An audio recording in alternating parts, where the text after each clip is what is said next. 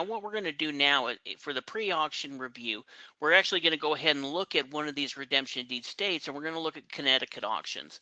So we're going to talk a little bit about how Connecticut works so that you understand how it works, how their tax sale systems run, and then we're going to go look at some properties that are coming up for sale in an upcoming auction. Yeah, now Connecticut is classified as a redemption deed state. One thing that's different about Connecticut is rather than having their counties or local governments like that, they always have cities and towns that are collecting property taxes and are responsible for conducting their tax sales. So that's generally who is conducting the sales, which means you tend to have more sales, because you have smaller governments, that are conducting them. There's a larger number of auctions that happen, but a lot of these are probably in-person sales, so if you live in that area, again, it's kind of like we were talking about with North Carolina, where it makes sense to take advantage of it because, there's a limited number of people there that can make it to the auction, and that is going to lead to pretty good deals. So beyond that, though, it's like other states. Opening bid consists of the taxes that are owed.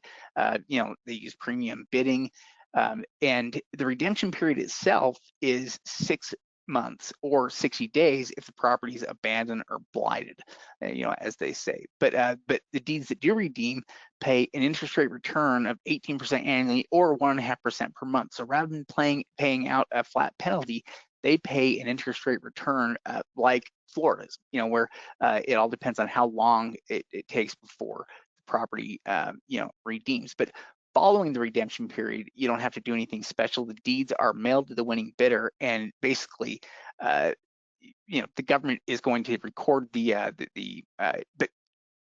they leave it unrecorded for a period of 6 months, though. So that's one thing to keep in mind is that it's not going to be in your name for that first 6 months until after that. Yeah, exactly. So anytime within that 6-month redemption period, if we're looking at properties that still have people living in them, for any type of abandoned property or vacant property, it's only going to be 60 days. And the county will go ahead and have that deed created, but they're not going to record it until that redemption period is passed. Now, 60 days after the original auction day, the tax collector is going to send out a second notice to them. It's kind of like your last warning notice. They're going to go ahead and say, okay, your property sold, 2 months ago at the tax sale. Here's how much it sold for. Here's how much interest you're going to owe, and kind of give them the last chance to go ahead and make due on it. And then once that 6-month redemption period is passed, the county will go ahead and record it into your name, and you'll be able to access the property just like any other type of tax deed. So you're either going to make a pretty good interest rate return, or you're going to acquire that property within a 6-month period of time. Okay, so we've got 3 different things here. Here's the notice for the sale that we have.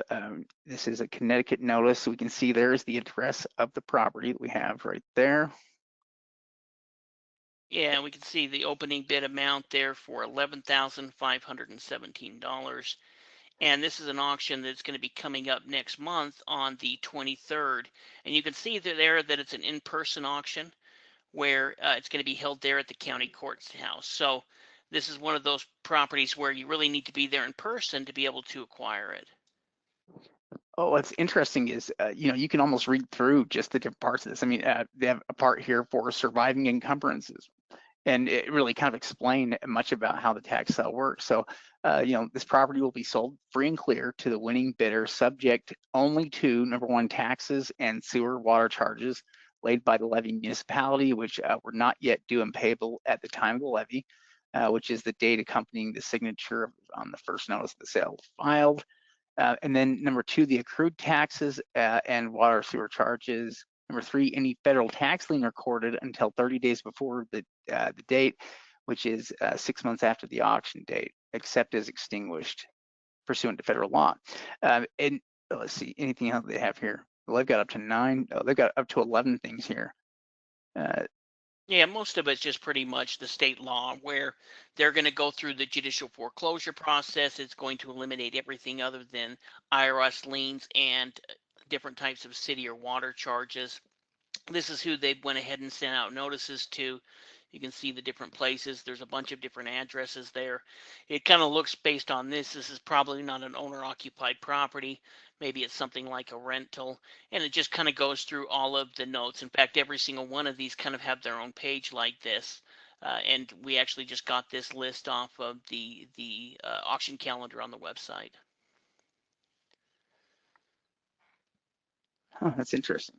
They say here that postponements will not occur because an owner or encumbrance or requests it makes a partial payment or arranges a private sale. Basically, they're just saying they're not going to postpone it unless you just pay it off here. But here's some of the other things here. Interested bidders to attend the sale in person, bring ID and a deposit of $5,000 in certified funds.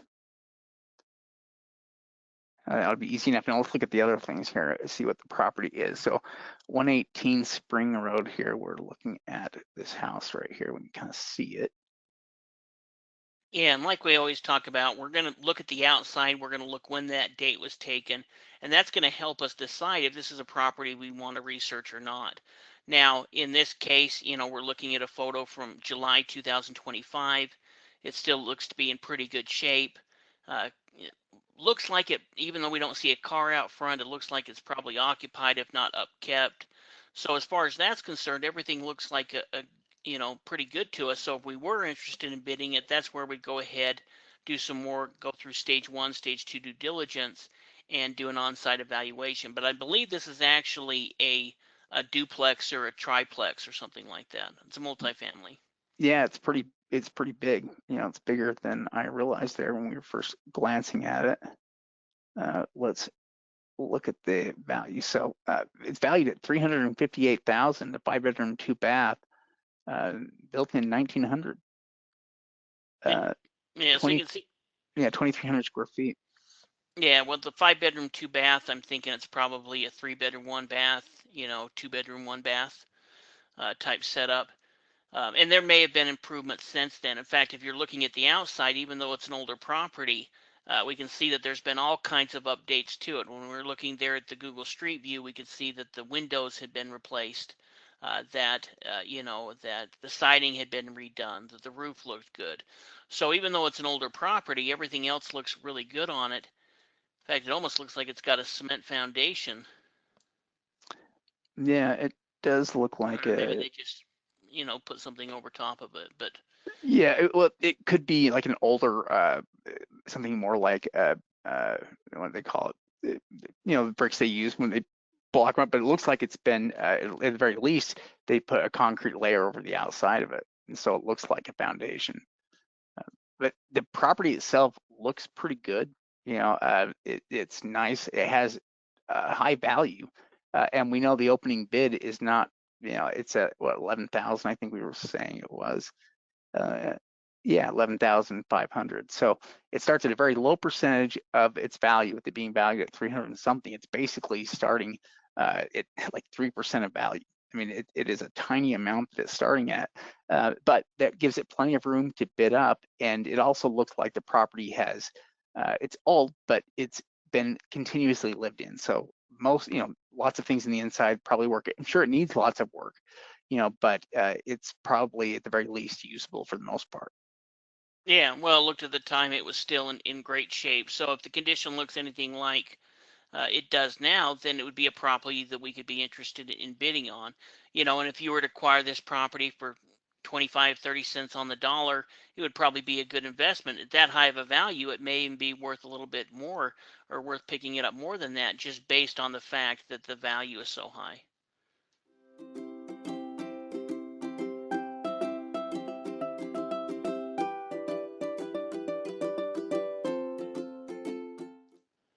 Now we've got a second property here. It is opening up at 9,200. Yeah, and we can see we've got the full address of it right there. And we've got the property right here we're looking at.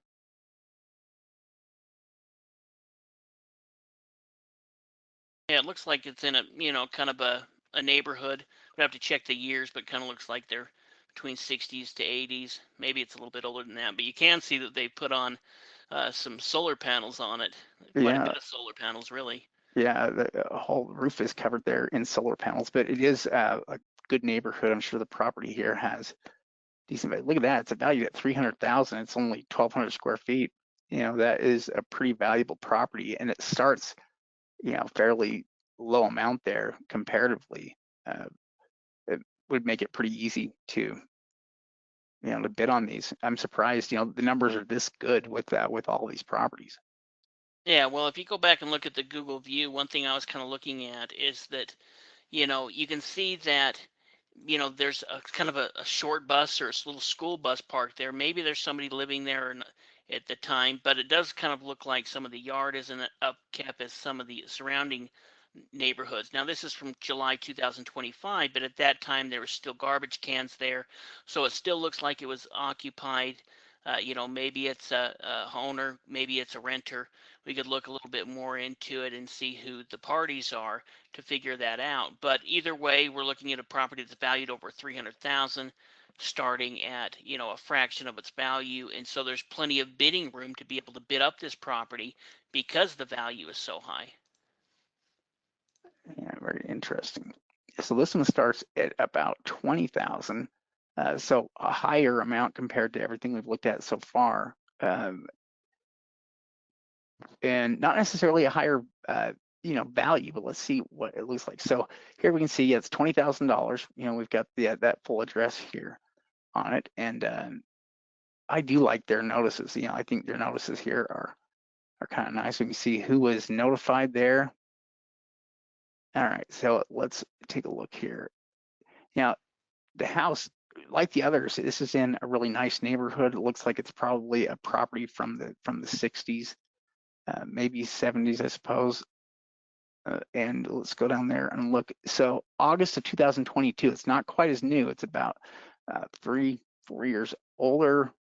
But what we can see at the time is that it was occupied at the time, and in really pretty good shape. I mean, you know, the shingles probably need to be replaced, but the house itself looks like it's in really good working order. Another thing we can notice, see that those are vinyl windows. Those are vinyl windows, and you see that the front entry door set up there. You know, they did this at the same time they did all the vinyl on the outside. You know, so they did a major remodel on the property, including at least the windows and the vinyl, you know, on the outside. It looks like it still needs probably some new shingles at least, but some money has been invested in it already.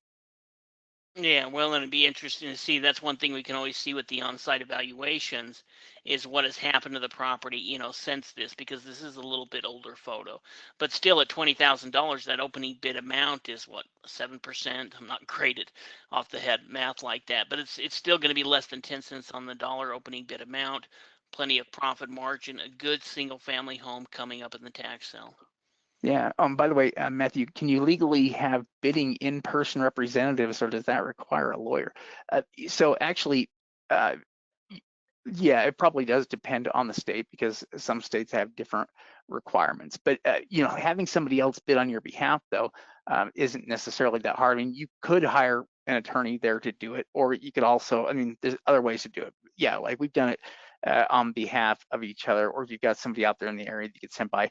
It's one of those things where eventually, if you get working with a realtor well enough, they're making good money. You could send a realtor to the auction to buy properties. But yeah, it's something you could potentially do. You may want to ask the county about it specifically because they can usually tell you, how you can go about placing bids if you can't be there in person on the day of the sale. Yeah, it's going to completely depend on the state. A lot of the states are really easy to work with. In fact, we have somebody that goes out and bids at online auction, at on-site auctions for us, and he's just essentially doing it kind of as an employee. And so it'll kind of depend on the individual state on how easy they are to work with. Now, this property here, this one's opening up with an opening bid of 65,000, but it's actually a big apartment complex. If we go look at the street view, you can see how big it is. There's 62 bedrooms in there, I believe, or six. So I think that It's that whole building, yeah. everything. Oh my goodness. So I think that there's probably between 20 to 30 units in there, is my guess. Holy cow. So these are August of 2022 images that we're looking at. Some of the windows are kind of open, but yeah, it does look like it's occupied here. And you can see the parking for it. Yeah, there's your entry that most people with the property using. You see all the parking back here in the back. That's an interesting property. What is this property valued at, I wonder? I'm not sure. I didn't get into it. This isn't really showing you the value. They're just pulling it up. It's 27,000 square feet. Yeah, it's a massive. Well, and you can see it's got 62 bedrooms. So, Mhm. I mean, even if there were 3 bedrooms, you just divide that by 3. If they're 2 bedrooms, you've got 30 plus units in there. Yeah, that is, and it was built in 1888. But Yeah, it's looking, old. yeah, I mean, yeah, it's old. But if people are still living in it right now, then they had to have been staying on top of maintenance and repairs in order for it to still, be usable. It's also a nice, brick building, fairly simple supplies and things that last a long time. Because I had no idea it was that old. Well, you can see that it got purchased last in 1992 for $255,000, but that was 30 plus years ago. So, it's been in the same owner for a long time. Uh, you know, they've owned it for the last 30 plus years, maybe, getting to the end. But either way, it's got to be worth. I mean, we're looking at homes that are worth 300 grand. So even though it needs a lot of work, it's got to be worth a couple of $1 million, I'm estimating. I didn't get a chance to really look too much into the value of it, but It, I would assume that it's got to be worth at least several $1 million. yeah, I mean, 27,000 square feet is crazy. I mean, and 62 bedrooms, I mean, yeah, there's probably at least 20 to 30 units in there.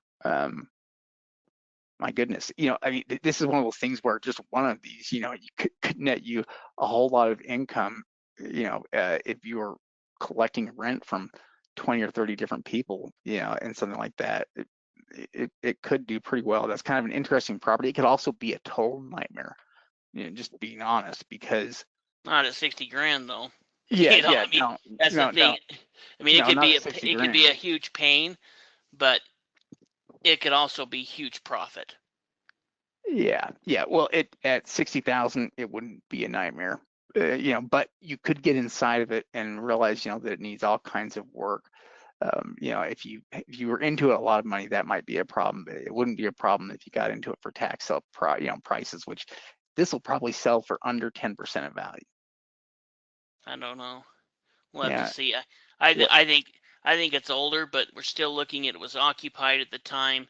There's still garages, even though it's older. It's been upkept. Like you can see that they've got air conditioning, so it's not got central air. There's a lot of things that it could need, but depending on the market here, the each one of those units could be renting out for $1,500.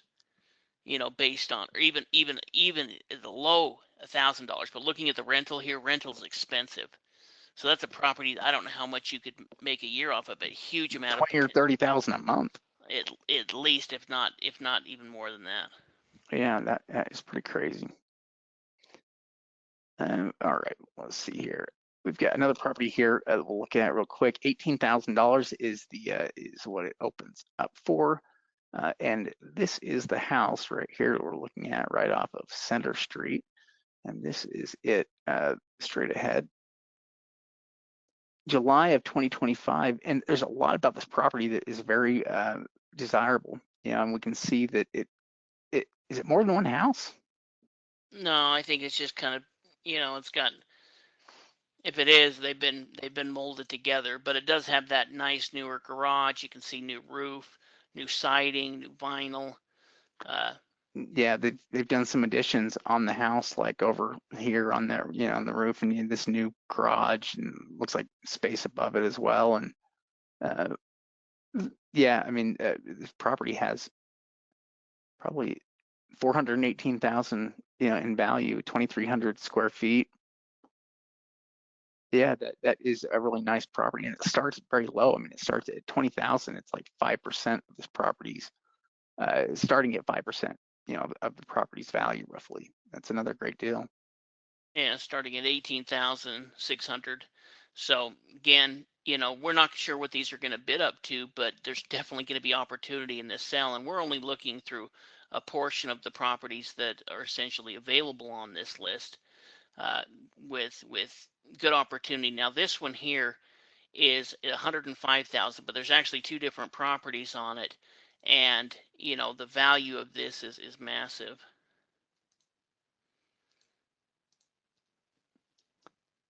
Let's see. Oh, now, so we are looking at the Brickford Health Care Center. That's one of them. Now scroll out a little bit further. It's also that building. Well, you see where that road, it's kind of covered. There's a building there in the back too as well. I don't know why it's looking so fuzzy, but where that road ends, there's another building back there as well. So it's, a couple of different buildings back there. One has an address, the 14, and then the other address as well. So it's actually two separate properties. Yeah, well, it's two properties kind of in the same complex. I wonder what these are worth. Millions. I mean, if you go down and look, it's a massive, massive building. It's obviously some kind of healthcare center, or was some kind of healthcare center. I couldn't tell if it was like a rest home, or if it's more of like a doctor's type office. Is that it? No, it's pulled you into to the parking lot. It's that right there. This thing? Yeah, and it goes all the way back. And you see, so if you were to look back to the right, you could see the other building. See that building back there at the very end of that road?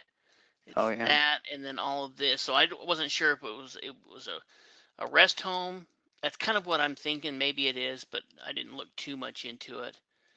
And it goes all the way down to where the post office is at right here. So it goes back there quite a ways, which makes me think that it's a rest home. Yeah, they've got big AC units and the roof is all nicely done. And Well, and the fact that it is a commercial property, we can look into what is this? What do they do there? Maybe it's an outpatient treatment center. yeah, rehab. That's what it Yeah, is. rehab center. So, we can look into a little bit more of the history. That can give us an idea. Is it still being run? Is it still in current use? What are the reviews on it? All that's going to make a difference. Maybe this is owned by them, or maybe they're renting this property. But I would guess this has to be worth 3 to 5 million. I'm just totally guessing. But the real estate prices here are quite high, and this is a big, big facility. Yeah, yeah, it is. It is really big, and it is a lot of square footage. Yeah, I mean, I don't know how many square feet, but it's kind of like the last apartments we're looking at, where it's like 27,000. You're going to be dealing with a large number with this property because it consists of so many buildings and so many rooms. That is interesting. When these kinds of deals come up in tax sales, uh, they're it, it, it's crazy the low percentage of value some of these could sell for, just because there's going to be a limited number of people that'll be bidding on these things. And so, yeah, there's huge opportunities with all of the properties that we've looked at tonight, I think. And in fact, if you're looking at the county, one thing that is nice about here is that the county in this listing has provided us with, some of the details on it and who they're sending notices to. So as you're looking into the notice there, you can see that the different notices. But one thing I noticed is they have the Connecticut Water Company there, which makes me think maybe they have some water bills. You can see an IRS lien on it, or at least they contact the Internal Revenue Service. So it's very likely that this company is in some type of financial situation where they haven't paid the back taxes. They've got some different debts that are involved in there. Usually we would say the IRS will not, go after it. It'll depend on how much that is. It could be worth just paying off the lien, or seeing what the situation is. But you can see that there is some financial issues to it, in probably giving us a reason why it's coming up for sale. Very interesting. Yeah, I do like these notices. I think these things are pretty handy. Yeah, exactly. So that hopefully gives you guys kind of an idea of how Connecticut works, some of the properties that are coming up for sale. That's one thing that we do provide on tax sale support, is we go out and we look at and we do searches each month of the different auctions in places like Connecticut that have these type of properties that are available. and try to bring these and make them available to you for students within